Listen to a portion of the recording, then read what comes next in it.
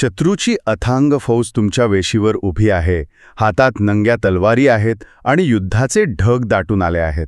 अशा वेळी तुम्ही काय कराल? साहजिकच एकतर बचावाची तयारी करू. हो, किंवा शस्त्रे उपसू, किंवा मग नुसती भीतीपोटी लपून बसू. पण जर आम्ही तुम्हाला सांगितलं की एका ऐतिहासिक गावात या शत्रूचं स्वागत चक्क दिवाळीसारखं लाल गालीची अंथरून आणि सनई चौघडे वाजवून केलं गेलं तर नक्कीच कोणाचाच विश्वास बसणार नाही. अगदी बरोबर. आणि म्हणूनच आज आपण बाजिंद या कादंबरीतील पान क्रमांक 61 च्या आधारे एका अशाच थरारक, अकल्पित आणि मानवी भावनांचा तळ गाठणाऱ्या प्रसंगाची सखोल चर्चा करणार आहोत. हो, आणि ही सखोल चर्चा खूप रंजक असणार आहे. नक्कीच. म्हणजे एकाच पानावर लेखकाने युद्धाचे सावट, राजकीय मुत्सद्दीगिरीचा बुद्धिबळाचा डाव आणि अचानक फुलणारे निस्सीम प्रेम असा जो मोठा प्रवास घडवला आहे ना, तो कसा उलगडतो हे आपण पाहणार आहोत. हा प्रसंग खरं तर खूप अद्भुत आहे, कारण आपण अनेकदा इतिहासाकडे किंवा ऐतिहासिक साहित्याकडे खूप कोरड्या दृष्टिकोनातून पाहतो. हो, म्हणजे फक्त आकडेवारी आणि तारखा. अगदी तेच.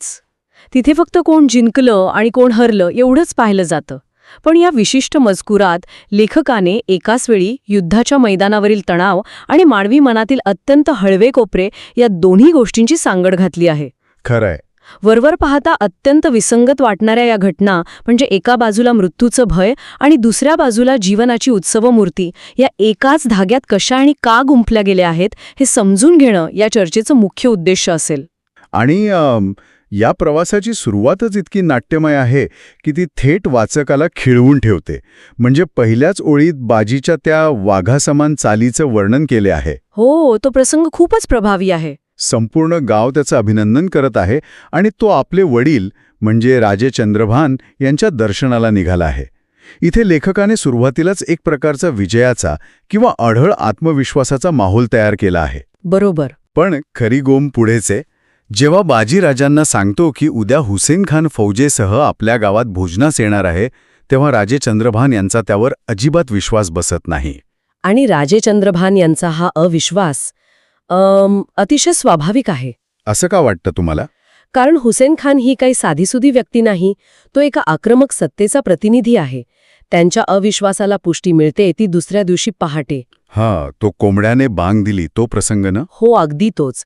जेव्हा समोरच्या डोंगरावर चांद सितारा असलेला मोगली ध्वज फडकताना दिसतो आणि त्याच्या मागे समुद्रासारखी मोगली फौज उभी ठाकलेली दिसते. बापरे, समुद्रासारखी फौज? हो, आणि इथे लेखकाने समुद्रासारखी ही उपमा अतिशय जाणीवपूर्वक आणि अचूक वापरली आहे. म्हणजे समुद्राची उपमा का? कारण समुद्र हा अथांग असतो. तो कधीही कोणतीही पूर्वसूचना न देता सर्व काही गिळंकृत करू शकतो. त्या अथांगतेत एक प्रकारची दहशत असते, एक मानसशास्त्रीय दबाव असतो. म्हणजे ती लाट सगळं वाहून नेल अशी भीती. अगदी बरोबर. फौजेची संख्या इतकी मोठी आहे की ती चंद्रगडला एका लाठेत वाहून नेऊ शकते, हे त्यातून लेखकाला सुचवायचे आहे. हेच तर मला सर्वात जास्त चक्रावून टाकणारं वाटतं. म्हणजे डोंगरावर समुद्रासारखी सर्व काही गिळंकृत करायला टपलेली मोगली फौज उभी आहे आणि खाली चंद्रगडमध्ये प्रत्यक्ष काय घडत आहे? गावाला यात्रेचे स्वरूप आले आहे. हो, सारा गाव आनंदात बुडालंय. हे वाचताना मला एका वेगळ्याच आधुनिक परिस्थितीची आठवण झाली. मला वाटतं ही परिस्थिती एखाद्या मोठ्या कॉर्पोरेट टेकओव्हर सारखी वाटते. Corporate takeover? हे कसं काय? हो, म्हणजे विचार करा, समोरची एक बलाढ्य अब्जावधी डॉलर्सची जागतिक कंपनी पूर्ण ताकदीनिशी येते. त्यांच्या वकिलांच्या आणि अधिकाऱ्यांच्या फौजेसह ती तुमच्या छोट्याशा स्थानिक कंपनीला गिळंकृत करण्यासाठी किंवा तुमच्यावर पूर्ण वर्चस्व मिळवण्यासाठी येत आहे. मग अशा वेळी तुमची कंपनी काय करेल? स्वाभाविकच तुम्ही घाबरून जाल, बचाव करण्यासाठी धावपळ कराल. पण इथे काय होतंय? तुमची कंपनी कसल्याही प्रकारच्या घबराटीऐवजी त्यांच्या स्वागतासाठी चक्क दिवाळीसारखी रोषणाई करत आहे. हा, खरंय. हा विरोधाभास खूपच मोठा आहे. त्यांच्यासाठी लाल गालीची अंथरले जात आहेत, गोडधोड बनवलं जात आहे. म्हणजे हे असं कसं शक्य आहे? समोर मृत्यू किंवा विनाश उभा असताना लोक यात्रेसारखा आनंद कसा काय साजरा करू शकतात? तुम्ही मांडलेलं हे रूपक खरोखरच अत्यंत चपखल आहे. आणि यातूनच आपल्याला चंद्रगडवासियांच्या मानसिकतेचा आणि एका अत्यंत खोल अशा मानसशास्त्रीय खेळीचा अर्थ उलगडतो. मानसशास्त्रीय खेळी? हो, कारण इथे लेखकाने पाहुणचार या संकल्पनेला केवळ एक सामाजिक रीत न ठेवता ती एक सांस्कृतिक आणि मानसिक ढाल बनवली आहे. अच्छा, म्हणजे पाहुणचार ही एक ढाल आहे. अगदी. युद्धाची शक्यता आणि समोर शत्रूची अथांग फौज असतानाही गावकरी भीतीने लपून न बसता यात्रेसारखा उत्सव साजरा करत आहेत. का? कारण त्यांच्या संस्कृतीत आलेला अतिथी हा साक्षात देव असतो. बरोबर. अतिथी देवो भव. शत्रू जरी दारात आला तरी तो जोपर्यंत अतिथी म्हणून येत आहे तोपर्यंत त्याचे स्वागत करणे हा त्यांचा धर्म आहे.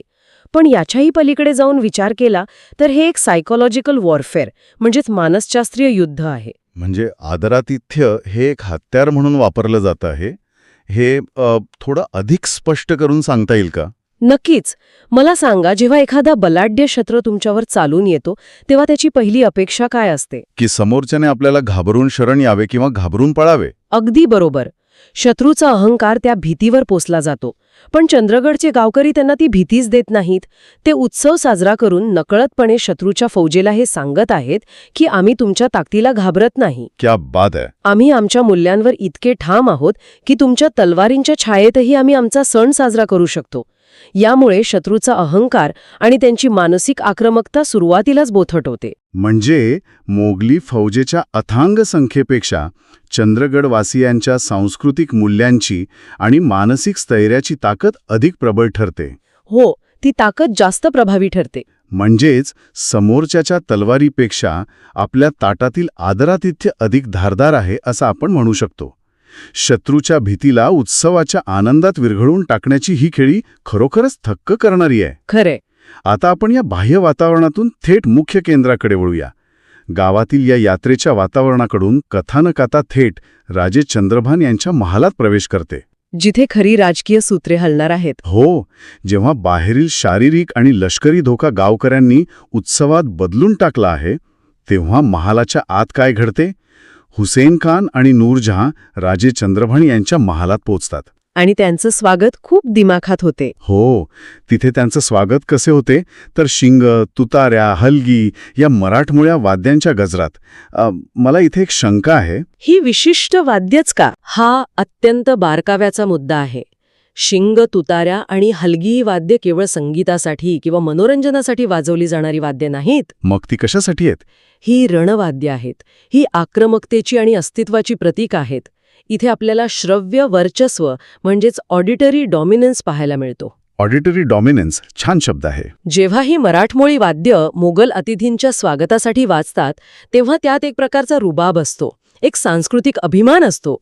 ती वाद्य जणू काही सांगत आहेत की तुम्ही पाहुणे आहात आणि आम्ही तुमचे यजमान आहोत, पण हे घर आमचे आहे आणि इथे आमचेच नियम चालतात. वा.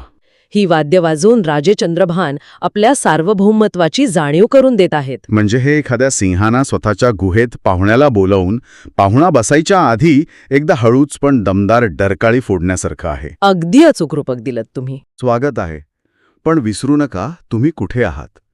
हे खरोखरच हुशारीचं काम आहे. आणि ह्या दमदार स्वागतानंतर महालात एकाच वेळी दोन पूर्णपणे वेगळ्या पातळीवर कथानक पुढे सरकते. हो, दोन समांतर गोष्टी घडत आहेत. एकीकडे राजे चंद्रभान आणि हुसेन खान यांच्यात राजकीय चर्चेला रंग चढतो. तिथे मुत्सद्देगिरी, राजकारण, राज्याच्या सीमा, कदाचित भविष्यातील तह किंवा संभाव्य संघर्ष यावर अत्यंत गंभीर चर्चा सुरू आहे. आणि अगदी त्याच वेळी त्याच महालाच्या दुसऱ्या भागात एक पूर्णपणे वेगळं जग आकाराला येत आहे. म्हणजे बाजी आणि नूरजहानचं. हो, बाजी नूरजहानला सारा महाल फिरवून दाखवत आहे. एकाच वास्तूत एका बाजूला अत्यंत तणावपूर्ण राजकीय वाटाघाटी, जिथे प्रत्येक शब्दाचा अर्थ काढला जात आहे, डावपेच आखले जात आहेत, आणि दुसऱ्या बाजूला एक अत्यंत शांत, निवांत आणि वैयक्तिक पातळीवरील पाहुणचार सुरू आहे. हा विरोधाभास लेखकाने फार छान टिपलाय. नक्कीच. आणि जेव्हा नूरजहां बाजीला म्हणते की राजाजी, तुमच्या पाहुणचाराने आम्हाला आमच्या आईची आठवण झाली. खूप चांगले लोक आहेत तुमच्या गावात. आम्ही हा तुमचा पाहुणचार कधीही विसरणार नाही. हे वाक्य खूप महत्वाचं आहे. हे वाक्य कथानकाचा नूरच बदलून टाकते. पण इथे मला एक गोष्ट समजून घ्यायची आहे. नूरजहां ही काही सामान्य स्त्री नाहीये. ती मोगल फौजेचा एक महत्वाचा भाग म्हणून तिथे आलीये. बरोबर. ती एका आक्रमक मोहिमेवर आहे. मग अचानक तिला आपल्या आईची आठवण येणे हे थोडं भावनिकदृष्ट्या विसंगत नाही वाटत? म्हणजे ती अचानक इतकी हळवी कशी झाली? अजिबात नाही. उलटं हे मानवी मानसशास्त्राचे अत्यंत अचूक चित्रण आहे. असं का? नूरजहां जरी फौजेसोबत आली असली तरी ती तिच्या मूळ घरापासून, तिच्या संस्कृतीपासून कोसो दूर आहे. ती एका अनोळखी आणि मुळात शत्रूच्या भूमीत आहे. हे मात्र खरंय. रणात माणसाला कायम असुरक्षित वाटत असते. पण बाजीने आणि चंद्रगडच्या गावकऱ्यांनी दिलेला पाहुणचार इतका निखळ आणि प्रामाणिक आहे की तिचा मनातील ती असुरक्षिततेची भिंत कोसळते. अच्छा, म्हणजे ती भिंत गळून पडते. हो. आईची आठवण येणे म्हणजे काय, तर तिला तिथे सुरक्षित वाटू लागले आहे. प्रेमाला आणि आदराला कोणत्याही राजकीय सीमा नसतात हेच यातून सिद्ध होते. आणि यावर बाजीने किंचित हसत दिलेलं उत्तर सुद्धा तितकंच लक्षवेधी आहे. तो म्हणतो, पाहुणा हा चंद्रगड वासियांचा देव असतो. देवाचा पाहुणचार करणे हे पुण्याचं काम आहे. अगदी बरोबर. पण इथेच माझा मुख्य आक्षेप आहे. मला इथे थोडा प्रतिप्रश्न करावासा वाटतो. विचारा ना. बाजीने दिलेलं हे उत्तर खरोखरच फक्त एका निष्ठावान यजमानाचे आहे का? म्हणजे समोरच्या व्यक्तीच्या हातात तलवार आहे, तिची फौज बाहेर उभी आहे. अशा वेळी बाजी केवळ आमच्याकडे अशीच पद्धत आहे असा कोरडा सांस्कृतिक अभिमान सांगत आहे की तो थोडा भावडेपणा करत आहे? शत्रूवर केवळ परंपरेच्या नावाखाली इतका सहज विश्वास ठेवणे हा आत्मघातकीपणा नाही का? हा प्रश्न रास्त आहे. पण तुम्ही जर संवादाच्या बारकाव्यांकडे लक्ष दिले तर तुम्हाला समजेल की बाजी अजिबात भाबडा नाहीये. म्हणजे तो मुद्दाम असं वागतोय? त्याचे उत्तर हे केवळ परंपरेचे कोरडे वाचन नाहीये. लेखकाने मुद्दाम नमूद केले आहे की बाजी किंचित हसत उत्तर देतो. ते हसणं खूप काही सांगून जाते. म्हणजे तो तिला एक संकेत देत आहे. तो तिला एक प्रकारचा मानसिक आधार देत आहे. बाजीलाही माहिती आहे की बाहेर काय परिस्थिती आहे, पण तो तुला सांगत आहे की राजकीय परिस्थिती काहीही असो, तुम्ही इथे एक व्यक्ती म्हणून सुरक्षित आहात. वा, हे खूप खोल आहे. तो मुद्दामहून राजकीय तणावाला वैयक्तिक पातळीवर येऊ देत नाहीये. तो तिला फक्त चंद्रगडची संस्कृती समजावून सांगत नाही, तर तो नकळतपणे तिच्या मनात स्वतःबद्दल आणि आपल्या लोकांबद्दल एक विश्वासाचं नातं निर्माण करत आहे. म्हणजे हा भाबडेपणा नसून ही एक अत्यंत प्रगल्भ भावनिक गुंतवणूक आहे म्हणायची. अगदी तेच. आणि म्हणूनच या संवादानंतर कथानकात जो अचानक बदल होतो तो कृत्रिम न वाटता अत्यंत नैसर्गिक वाटतो. स्पष्टपणे समजतोय. कारण इथेच तर कथानकात खरी जादू होते. हो ना. तो क्षण खूपच सुंदर आहे. लष्करी तणाव, राजकीय चर्चा, पाहुणचार या सगळ्यातून गोष्ट अचानक एका पूर्णपणे वेगळ्या वळणावर जाते. मजकूर म्हणतो, दोघांचीही नजरानजर झाली. एका अनामिक आकर्षणात दोघेही बांधले गेले. तो प्रेमाचा उगम आहे. म्हणजे एकीकडे वाद्यांचा गजर सुरू आहे, दुसऱ्या बाजूला राजे आणि हुसेन खान यांची गंभीर राजकीय चर्चा सुरू आहे, आणि इथे या दोघांच्या डोळ्यात एक पूर्णपणे वेगळेच भावविश्व तयार झाले. हे मला एखाद्या चित्रपटातील कॅमेरा अँगलसारखं वाटते. कॅमेरा अँगल म्हणजे तुम्हाला व्हिज्युअल दृष्टिकोनातून हे कसे वाटते? जसे एखाद्या मोठ्या ऐतिहासिक चित्रपटात आपण पाहतो, सुरुवातीला कॅमेरा पूर्ण महालाचं विहंगम दृश्य दाखवतो. राजकारणाचा कोलाहल, वाद्यांचा आवाज, नोकऱ्यांची धावपळ, आणि मग कॅमेरा अचानक त्या सर्व गर्दीतून, त्या आवाजातून हळूहळू झूम इन करतो आणि फक्त या दोन पात्रांच्या डोळ्यांतील शांततेवर फोकस करतो. बाहेरचा आवाज जणू पूर्णपणे थांबतो. बॅकग्राऊंडला फक्त शांतता असते. अगदी तीच शांतता. आणि इथेच ही गोष्ट राजकीय कादंबरीवरून एका निस्सीम प्रेमकथेकडे वळते. हा जो कॅमेऱ्याचा फोकस बदलण्याचा क्षण आहे तो खऱ्या अर्थाने रंजक आहे. अगदी तंतोतंत वर्णन केलं तुम्ही. जर आपण याला व्यापक दृष्टिकोनातून जोडले तर लेखकाने इथे मानवी भावनांचे अनपेक्षित आणि अथांग स्वरूप फार सुंदररित्या मांडले आहे. खरंच खूप सुंदर मांडलंय. ते जगाला विसरून एकमेकांच्या मिठीत विसावले आणि देहभान विसरून ते क्षणभर तसेच बाहुपाशात अडकले. या ओळींकडे नीट लक्ष द्या. जगाला विसरून आणि देहभान विसरून. हे शब्द खूप वजनदार आहेत. हो, कारण बाहेर त्यांच्याच लोकांमधील राजकीय चर्चा सुरू आहे, ज्यावर कदाचित उद्याचे भविष्य अवलंबून आहे. डोंगरावरती समुद्रासारखी फौज उभी आहे. दोन वेगवेगळ्या सत्ता एकमेकांसमोर उभ्या आहेत. व्यक्ती मात्र त्या क्षणी सर्व सामाजिक, राजकीय आणि ऐतिहासिक सीमांच्या पलीकडे गेले आहेत. म्हणजे त्या क्षणी त्यांना बाहेरच्या जगाचं काहीच भान नाहीये. अगदी बरोबर. राजकीय सीमा, फौजेचे दडपण, सामाजिक बंधने या सगळ्यावर एका क्षणात फुललेले हे अनामिक आकर्षण मात करते. हे खरंच अंगावर काटा आणणार आहे. म्हणजे आपण मानवी समाजात ज्या गोष्टींना सर्वात शक्तिशाली मानतो, जसं की ती अथांग मोगली फौज, ते राजकारण, तो रुबाबदार ध्वज, त्या सर्व गोष्टी एका क्षणात कशा शून्य होऊन जातात. प्रेमाच्या ताकदीसमोर त्या शून्यच आहेत. जेव्हा दोन व्यक्ती एकमेकांच्या प्रेमात पडतात तेव्हा त्या फौजेरा आणि राजकारणाला काहीही अर्थ उरत नाही.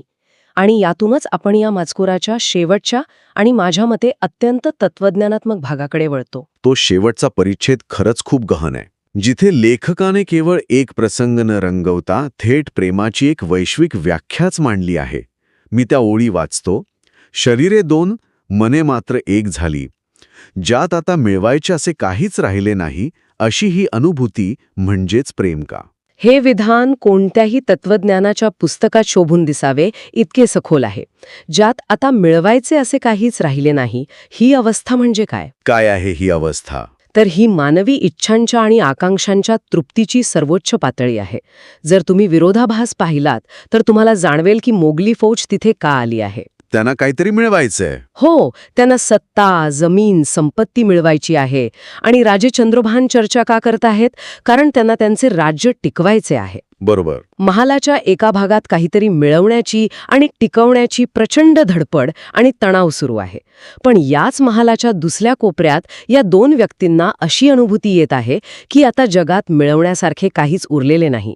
त्यांची तृप्ती पूर्ण झाली आहे. हा विरोधाभास लेखकाने फारच खुबीने मांडलाय. लेखकाने एके प्रेमाला केवळ दोन पात्रांमधले शारीरिक आकर्षण म्हणून मर्यादित ठेवलेले नाही, तर त्याला एका सर्वोच्च आध्यात्मिक आणि वैश्विक परिमाणावर नेऊन ठेवले आहे. युद्धाची हाव आणि प्रेमाची तृप्ती यातील हा सर्वात मोठा फरक आहे. आणि या अनुभूतीबद्दल लेखकाचे पुढचे वाक्य तर मला अधिकच विचार करायला लावणारे वाटते. कोणतं वाक्य? लेखक म्हणतो, नक्कीच प्रेम प्रेम म्हणतात ते हेच. आयुष्यात ज्याने केले आहे त्यालाच हे समजणार, आणि ज्याने कधी केलेच नाही त्यालाही हे जाणवणार. मला सांगा, हे जरा गूढ वाटत नाहीये का? म्हणजे जर एखाद्याने आयुष्यात कधी प्रेम केलेच नाही, त्याने ती भावना अनुभवलीच नाही, तर त्याला ते कसे काय जाणवणार? हे वाक्य स्वतःला छेद देणारे नाही का? वरवर पाहता ते गूढ किंवा विरोधाभासी वाटू शकते, पण इथेच लेखकाची मानवी मनाची समज दिसून येते. कसं काय? प्रेम ही एक अशी सार्वत्रिक किंवा युनिव्हर्सल भावना आहे जी मनुष्याच्या मूळ प्रवृत्तीचा, त्याच्या डीएनएचा भाग आहे. ज्याने प्रत्यक्ष प्रेम केले आहे त्याला तो अनुभव त्याच्या स्वतःच्या आठवणींतून समजतो. तो त्याच्याशी थेट रिलेट करू शकतो. हो, पण ज्याने असा अनुभव कधी घेतला नाही तो माणूस ही यंत्र नसतो ना, त्याच्यातही भावना असतात. अशा व्यक्तीला जेव्हा तो या पात्रांच्या माध्यमातून, या उत्कट वर्णनातून त्यांच्या स्थितीचा वेध घेतो, तेव्हा त्या भावनेची तीव्रता त्याला जाणवते. अच्छा, म्हणजे तो वाचून ती फिलिंग अनुभवू शकतो. अगदी बरोबर. अनुभूती इतकी शक्तिशाली आणि आदिम असते की ती शब्दांच्या पलीकडे जाऊन अनुभवाच्या अभावावर मात करून थेट वाचकाच्या किंवा श्रोत्याच्या हृदयाला भिडते. आपण भलेही तो अनुभव घेतलेला नसेल, पण आपण तो फील नक्कीच करू शकतो, हे लेखक सांगू पाहत आहे. म्हणजेच एका अर्थाने लेखक आपल्याला फक्त वाचक ठेवत नाही, तर तो आपल्याला त्या अनुभवाचा एक जिवंत भाग बनवत आहे. आपण जर आजच्या या संपूर्ण चर्चेकडे मागे वळून पाहिले तर लक्षात येते की हा एक पानावरील प्रवास किती अफाट आहे. हो, एकाच पानावर खूप काही घडलंय. सुरुवात होते ती एका योद्ध्याच्या, म्हणजे बाजीच्या वाघासमान चालीने. त्यानंतर आपण पाहतो ती मोगली फौजेची समुद्रासारखी दहशत, आणि त्याच्या अगदी उलट असलेली गावाची यात्रेसारखी लगबग. तो विरोधाभास आपण पाहिला. तिथून आपण महालात येतो. शिंग तुताऱ्यांच्या आवाजातील श्रव्य वर्चस्व अनुभवतो. राजे चंद्रभान आणि हुसेन खान यांच्यातील तणावपूर्ण राजकीय वाटाघाटी पाहतो. आणि मग शेवटी ती शांतता. हो, आणि या सगळ्या लष्करी आणि राजकीय कोलाहलातून प्रवास करत हा मजकूर एका अत्यंत शांत, हळव्या आणि मिळवायचे काहीच राहिले नाही अशा मानवी अनुभूतीच्या व्याख्येपाशी येऊन थांबतो. एका छोट्याशा परिच्छेदात लेखकाने दोन पूर्णपणे वेगवेगळी जगे उभी केली आहेत. हा प्रवास खरोखरच गुंगवून ठेवणार आहे. निश्चितच. आणि हा उतारा आपल्याला एक खूप मोठा धडा शिकवतो. तो म्हणजे इतिहास हा केवळ तलवारीच्या पात्यावर युद्धांनी आणि तहांनी घडत नसतो. ही खूप महत्वाचं आहे. इतिहास हा माणसांच्या भावनांनी, त्यांच्यातील छोट्या छोट्या संवादांनी, त्यांनी दिलेल्या पाहुणचारांनी आणि अचानक उद्भवणाऱ्या अशा अनामिक ओढीनेही घडत असतो. अगदी खरंय. चंद्रगडचा तो दिवस फक्त एका मोगली लष्करी छावणीसाठी आणि राजकीय चर्चेसाठी नाही, तर त्या महालात दोन संस्कृतींच्या पलीकडे जाऊन फुललेल्या एका अकल्पित प्रेमासाठीही इतिहासात सुवर्णाक्षरांनी नोंदवला जाण्यासारखा आहे. एकदम बरोबर. तर आज आपण बाजिंदा कादंबरीच्या या मजकुरातून चंद्रगडच्या डोंगरावरील त्या तणावपूर्ण स्थितीपासून ते शरीरे दोन मने एक या सर्वोच्च अनुभूतीपर्यंतचा विलक्षण प्रवास कसा उलगडला हे सविस्तर पाहिले. पण ही सखोल चर्चा संपवताना मला एका वेगळ्याच पण अत्यंत महत्त्वाच्या मुद्द्यावर तुमचं लक्ष वेधून घ्यायचे आहे, ज्यावर आपण सर्वांनी शांतपणे विचार करणं गरजेचं आहे. कोणता मुद्दा आहे तो? आपण जेव्हा जेव्हा इतिहास वाचतो तेव्हा आपण काय वाचतो? आपण फक्त युद्धाच्या तारखा, मृतांची आकडेवारी, राजांनी केलेले तह आणि राजकीय करार वाचतो. हो, म्हणजे फक्त फॅक्ट्स वाचतो. अगदी तेच. अधिकृत इतिहासाच्या पुस्तकांमध्ये फक्त फॅक्ट्स असतात, पण या नोंदींमधून माणूस आणि त्याच्या भावना कायमच्या पुसल्या जातात. इतिहासकारांना राजांच्या बैठका दिसतात, पण त्याच महालाच्या कोपऱ्यात दोन अनोळखी व्यक्तींच्या नजरा भिडल्यामुळे जे अव्यक्त नाते जन्म घेते ते त्यांच्या नोंदीत कधीच येत नाही. हे अगदी खरंय. भावनांची नोंद कुठेच नसते. जर अशा छोट्या वैयक्तिक आणि भावनिक घटनांनी इतिहासाची दिशा बदलली असेल, जसं की इथे बाजी आणि नूरजहानच्या बाबतीत घडताना दिसत आहे, तर आजवर आपण वाचलेला अधिकृत इतिहास किती अपूर्ण आणि कोरडा आहे, नाही का? नक्कीच हा विचार करायला लावणारा मुद्दा आहे. कदाचित खरा इतिहास तो नाही जो तलवारीच्या पात्यावर आणि रक्ताने लिहिला गेला. कदाचित मानवीय नियतीला आकार देणारा खरा इतिहास महालाच्या शांत कोपऱ्यात दोन हृदयांच्या स्पंदनांवर लिहिला गेला असावा. खूपच सुंदर विचार आहे हा. युद्धाच्या नोंदी ठेवणाऱ्या जगाने प्रेमाच्या या नोंदी का गाळल्या असतील? आपण वाचतो तो इतिहास खरा की दोन माणसांना जोडणाऱ्या या भावना खऱ्या? याच विचारमंथनासह आपण आजची ही सखोल चर्चा इथेच थांबूया. तुम्ही यावर नक्की विचार करा. पुन्हा भेटूया अशाच एका नव्या आणि रंजक विषयासह.